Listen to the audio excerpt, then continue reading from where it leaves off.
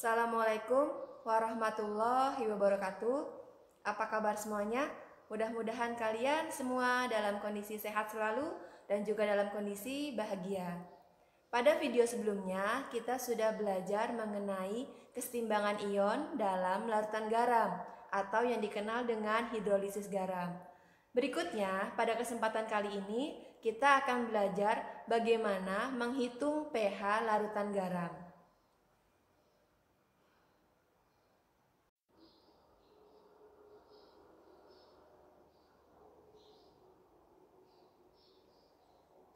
Senyawa garam merupakan senyawa yang tersusun atas kation dan anion. Senyawa garam dapat dihasilkan dari reaksi senyawa asam dan senyawa basa. Kation dalam senyawa garam dapat berasal dari senyawa basa kuat atau senyawa basa lemah. Sedangkan anion dalam senyawa garam dapat berasal dari senyawa asam kuat atau senyawa asam lemah. Kation atau anion garam dalam larutan dapat bereaksi dengan air. Reaksi kation dan anion garam tersebut disebut sebagai reaksi hidrolisis.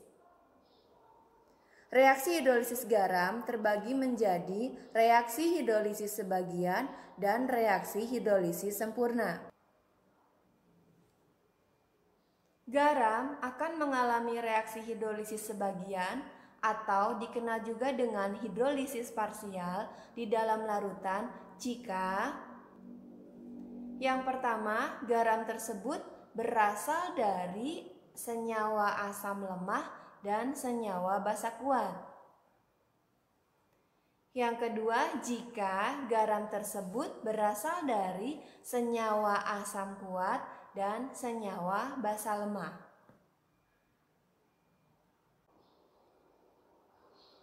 Garam yang mengalami hidrolisis sempurna adalah garam yang berasal dari senyawa asam lemah dan senyawa basa lemah.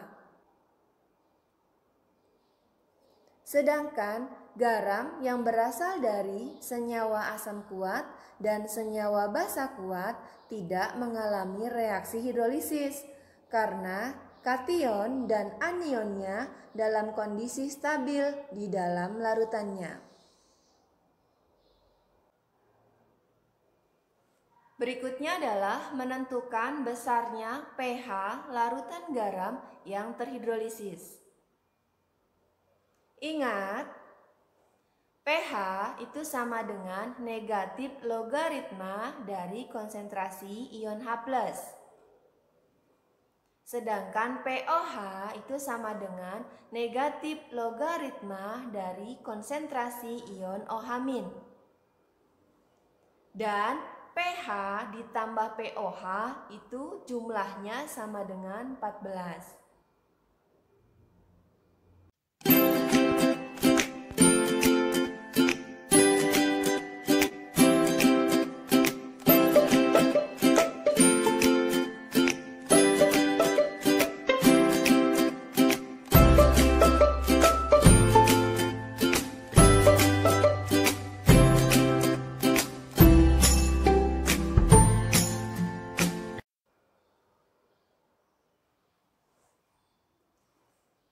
Yang pertama yang kita bahas adalah pH larutan garam yang berasal dari senyawa asam lemah dan senyawa basa kuat.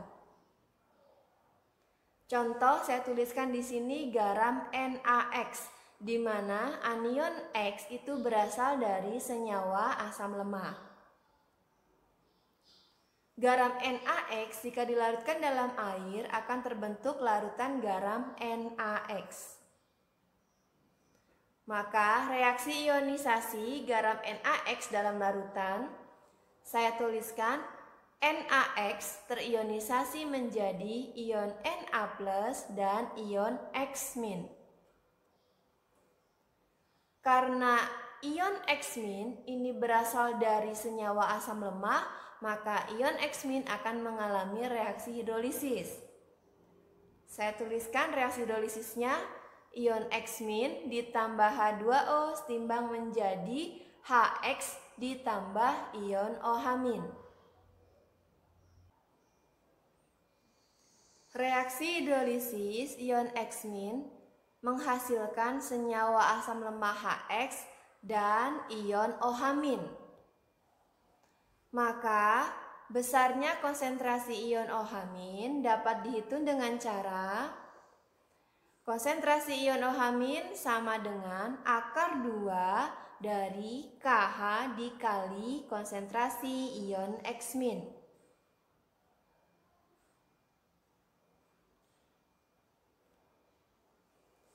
KH merupakan tetapan keseimbangan reaksi hidrolisis garam atau dikenal dengan tetapan hidrolisis garam. Besarnya KH dapat dihitung dengan cara KW dibagi KA atau KH sama dengan KW dibagi KB. Konsentrasi ion X- ini merupakan konsentrasi atau molaritas dari basa konjugasi asam lemah HX atau anion garamnya.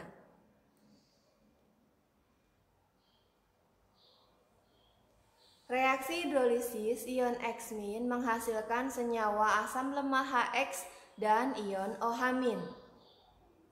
Sehingga besarnya tetapan hidrolisis atau KH dapat dihitung dengan cara KW dibagi KA.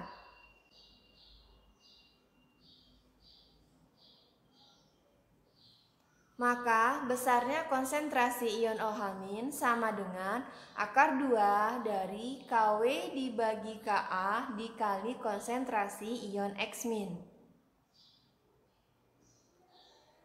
Besarnya konsentrasi ion X- itu dapat dihitung dengan cara N dikali molaritas garam NaX atau molaritas garamnya, di mana N sama dengan jumlah ion X- di dalam senyawa garam tersebut. Sehingga besarnya konsentrasi ion OH- dapat dihitung juga dengan cara akar 2 dari KW dibagi KA dikali N dikali konsentrasi garamnya.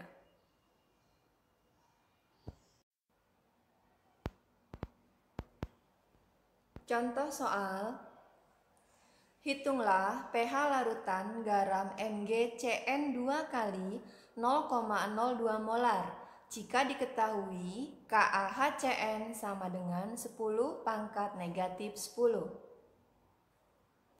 Kita akan menjawabnya. Saya akan tuliskan reaksi ionisasi garam MgCN 2 kali di dalam larutan. MgCN 2 kali terionisasi menjadi ion Mg2+ dan 2 ion Cn-. Dalam soal tertulis konsentrasi garam MgCN 2 kali adalah 0,02 molar. Sehingga kita dapat mengetahui konsentrasi ion Mg2+ sama dengan 1 dikali 0,02 molar sama dengan 0,02 molar. Sedangkan besarnya konsentrasi ion Cn- sama dengan 2 dikali 0,02 molar sama dengan 0,04 molar. Karena ion Cn- merupakan anion dari asam lemah HCN, maka ion Cn- akan mengalami reaksi hidrolisis di dalam larutannya. Saya tuliskan di sini reaksi hidrolisis ion Cn-, yaitu ion Cn- ditambah H2O setimbang menjadi HCN ditambah ion OH-. Sebelumnya kita sudah menghitung konsentrasi ion Cn- yaitu 0,04 molar. Reaksi hidrolisis ion Cn- di dalam larutan menghasilkan ion OH-. Sehingga besarnya konsentrasi ion OH- dapat kita hitung dengan cara akar 2 dari K Kw dibagi KaHCN dikali konsentrasi ion Cn-. Kita tahu bahwa besarnya nilai Kw sama dengan 10 pangkat negatif 14. Sedangkan KaHCN dalam soal adalah 10 pangkat negatif 10. Dan konsentrasi ion Cn- sama dengan 0,04 molar.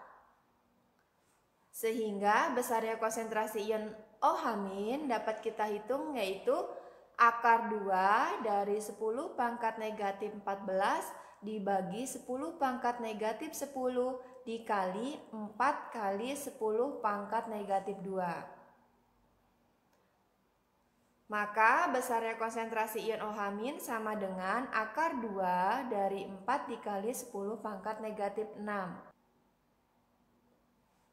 Maka besarnya konsentrasi ion OH- sama dengan 2 dikali 10 pangkat negatif 3. Karena kita sudah peroleh besarnya konsentrasi ion OH- sama dengan 2 kali 10 pangkat negatif 3, maka POH itu sama dengan negatif log 2 dikali 10 pangkat negatif 3. POH sama dengan negatif log 2 ditambah negatif log 10 pangkat negatif 3. Maka POH sama dengan 3 dikurangi log 2. Sehingga kita tahu bahwa pH ditambah POH nilainya sama dengan 14. Maka pH ditambah 3 dikurangi log 2 sama dengan 14. Maka pH sama dengan 14 dikurangi 3 dikurangi log 2. Maka pH sama dengan 11 ditambah log 2. Jadi, pH larutan garam MgCN2 kali 0,02 molar adalah 11 ditambah log 2. Larutan garam tersebut bersifat basa.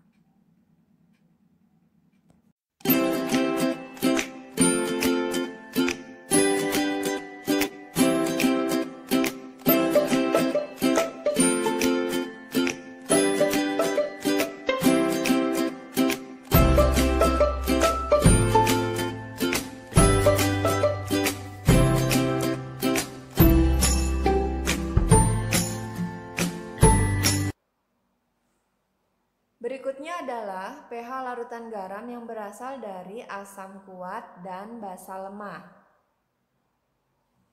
Contoh, saya tuliskan di sini garam MCl, di mana kation M berasal dari senyawa basa lemah. Garam MCl jika dilarutkan dalam air akan menghasilkan larutan garam MCl. Di dalam larutan, garam MCl akan mengalami reaksi ionisasi. Saya tuliskan reaksinya. Garam MCl terionisasi menjadi ion M+ dan ion Cl-. Karena ion M+ berasal dari senyawa basa lemah, maka ion M+ akan mengalami reaksi hidrolisis. Saya tuliskan reaksi hidrolisisnya, ion M+ ditambah H2O setimbang menjadi MOH ditambah ion H+.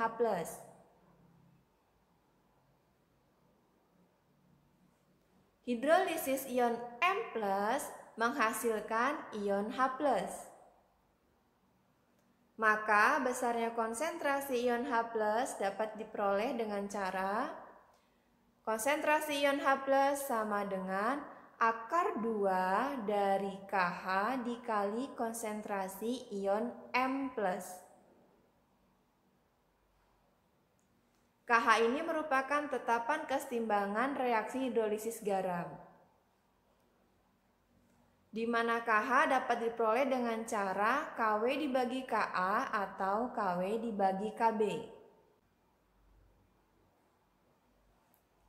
Konsentrasi ion M+ itu sama dengan konsentrasi atau molaritas asam konjugasi atau kation garamnya.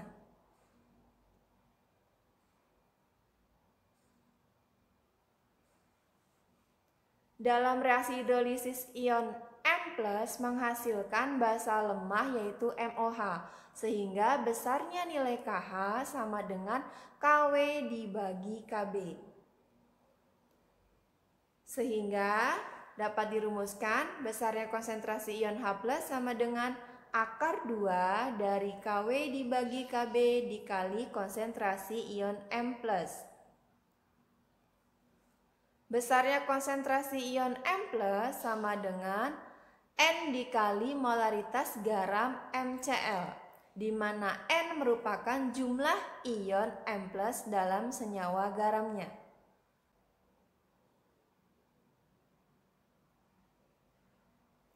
Sehingga besarnya konsentrasi ion H+ sama dengan akar 2 dari KW dibagi KB dikali N dikali konsentrasi garamnya.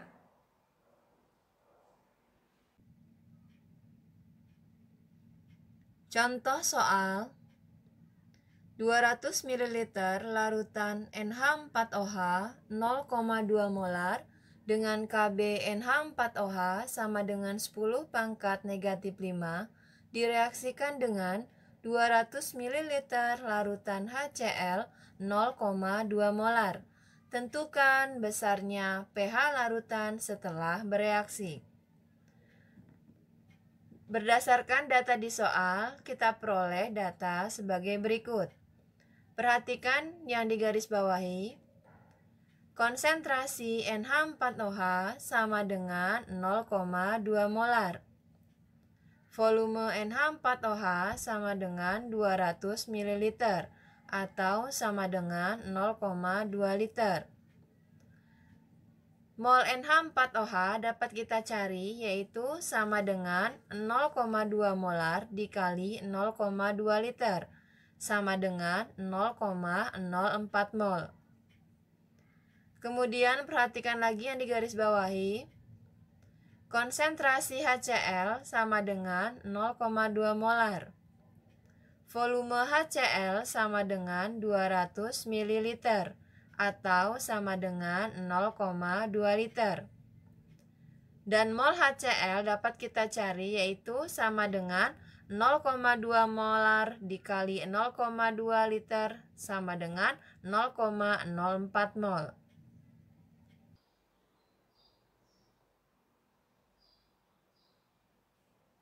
Berdasarkan data tadi, kita peroleh mol NH4OH sama dengan 0,04 mol dan mol HCl sama dengan 0,04 mol. Berikutnya saya tuliskan persamaan reaksinya. NH4OH ditambah HCl. Maka kita tahu bahwa NH4OH itu tersusun atas ion NH4+ dan ion OH-. Sedangkan HCl tersusun atas ion H+ dan ion Cl-. Maka ion NH4+ akan berikatan dengan ion Cl- membentuk NH4Cl. Sedangkan ion H+ dan ion OH- akan membentuk H2O.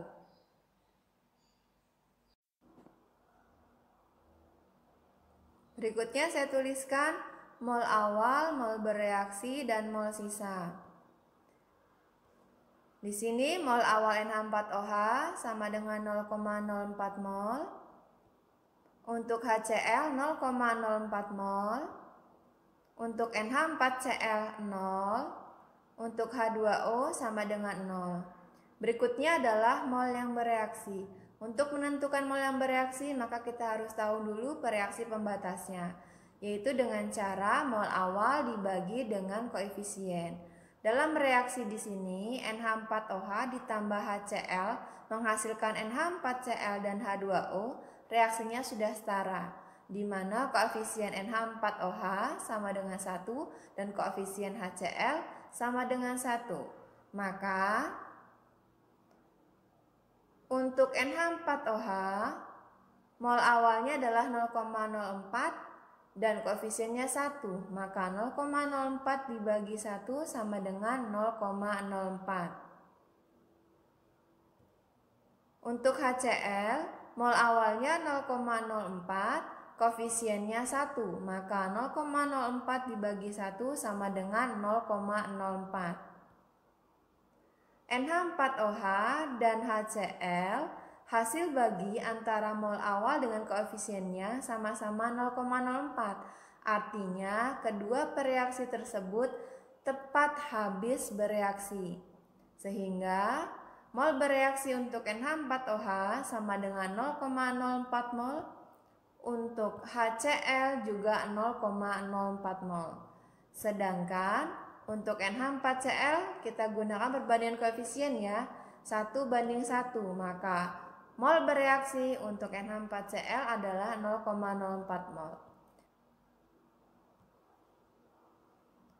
Untuk H2O koefisiennya juga 1, maka mol H2O dalam mol bereaksi sama dengan 0,04 mol. Sehingga mol sisa untuk NH4OH adalah 0, untuk HCl adalah 0, sedangkan mol NH4Cl yang dihasilkan adalah 0,04 mol dan H2O 0,04 mol. Perhatikan, setelah bereaksi, seluruh bereaksi tepat habis bereaksi dan terdapat garam NH4Cl dan H2O dalam larutan. Senyawa NH4OH dan HCl tepat habis bereaksi dan dihasilkan garam NH4Cl dan air. Karena garam yang dihasilkan berasal dari basa lemah dan asam kuat, maka garam tersebut akan mengalami reaksi hidrolisis sebagian.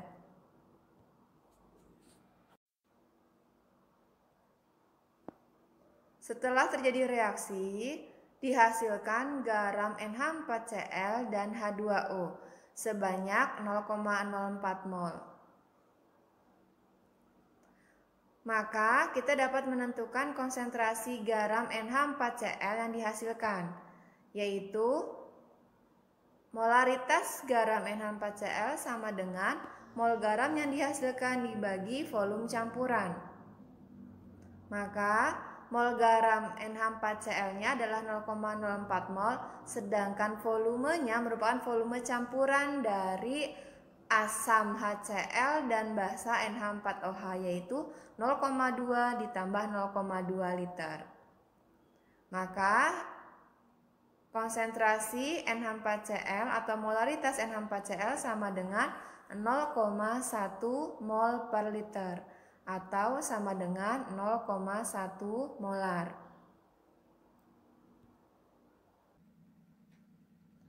Garam NH4Cl di dalam larutan akan mengalami reaksi ionisasi, yaitu NH4Cl terionisasi menjadi ion NH4+ dan ion Cl-. Sebelumnya kita sudah menghitung besarnya konsentrasi garam NH4Cl dalam larutan. Maka kita dapat menentukan besarnya konsentrasi ion NH4+ sama dengan 1 dikali 0,1 molar sama dengan 0,1 molar. Karena ion NH4+ berasal dari senyawa basa lemah, maka ion NH4+ akan mengalami reaksi hidrolisis. Saya tuliskan reaksinya. Ion NH4+ ditambah H2O setimbang menjadi NH4OH ditambah ion H+. Reaksi hidrolisis ion NH4+ menghasilkan ion H+. Maka besarnya konsentrasi ion H+ sama dengan akar 2 dari Kw dibagi Kb NH4OH dikali konsentrasi ion NH4+. Karena nilai Kw sama dengan 10⁻⁴ dan Kb NH4OH di dalam soal sama dengan 10⁻⁵, serta konsentrasi ion NH4+ sama dengan 0,1 molar, maka besarnya konsentrasi ion H+ sama dengan akar 2 dari 10 pangkat negatif 14 dibagi 10 pangkat negatif 5 dikali 0,1. Maka besarnya konsentrasi ion H+ sama dengan akar 2 dari 10 pangkat negatif 10. Maka besarnya konsentrasi ion H+ sama dengan 10 pangkat negatif 5. Karena kita sudah dapatkan besarnya konsentrasi ion H+ sama dengan 10 pangkat negatif 5, maka pH sama dengan negatif log konsentrasi ion H+. Maka pH sama dengan negatif log 10 pangkat negatif 5. Maka pH sama dengan 5. Jadi pH larutan tersebut adalah 5. Larutan tersebut bersifat asam.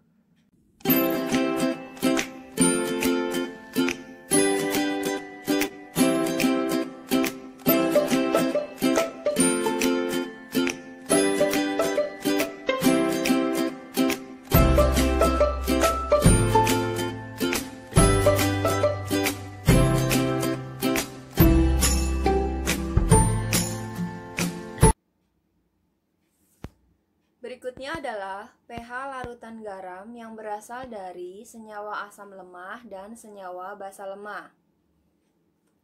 Contoh saya tuliskan di sini garam MX, di mana kation M+ berasal dari senyawa basa lemah dan anion X- berasal dari senyawa asam lemah. Garam MX jika dilarutkan dalam air akan menghasilkan larutan garam MX. Di dalam larutan, garam MX akan terionisasi menjadi ion M+ dan ion X-. Karena ion M+ berasal dari senyawa basa lemah dan ion X- berasal dari senyawa asam lemah, maka kedua ion akan mengalami reaksi hidrolisis. Saya tuliskan reaksi hidrolisisnya. Yang pertama, ion M+ ditambah H2O setimbang menjadi MOH dan ion H+.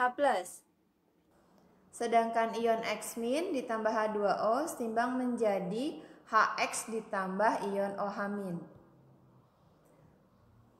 Reaksi hidrolisis ion M+ menghasilkan ion H+ dan reaksi hidrolisis ion X- menghasilkan ion OH-. Maka sifat asam atau basa garam tersebut tergantung pada besarnya nilai Ka dan nilai Kb. Jika nilai Ka sama dengan nilai Kb, maka larutan bersifat netral, pH sama dengan 7. Jika Ka lebih besar dari Kb, maka larutan bersifat asam. Sehingga besarnya konsentrasi ion H+ sama dengan akar 2 dari Ka dikali Kw dibagi Kb.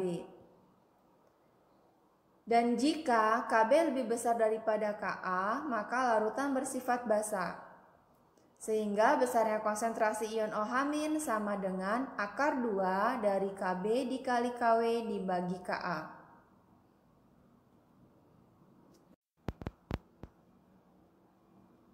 Contoh soal, hitunglah pH larutan garam NH4CN 0,1 molar jika KaHCN sama dengan 10 pangkat negatif 10 dan KbNH4OH adalah 10 pangkat negatif 5.